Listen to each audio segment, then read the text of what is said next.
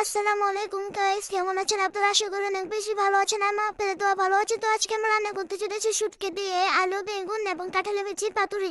তো এই জন্য আমরা পেঁয়াজ ভালোভাবে ভেজে নেবো। এরপর আমরা মশলা দিয়ে দেবো। মশলার মধ্যে রয়েছে আদা বাটা, পেঁয়াজ বাটা, রসুন বাটা, হলুদের গুঁড়া, মরিচের গুঁড়া এবং ধনিয়া বাটা, সাথে লবণ। তারপরে এগুলো আমরা ভালোভাবে কষিয়ে নেব।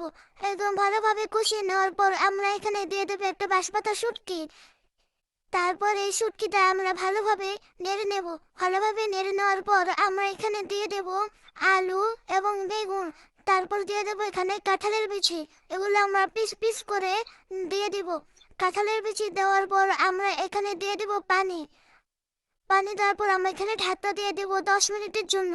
তাহলেই হয়ে যাবে আজকে এই সুস্বাদু বাঁশপাতা শুটকি দিয়ে এই সবজির পাতুরি।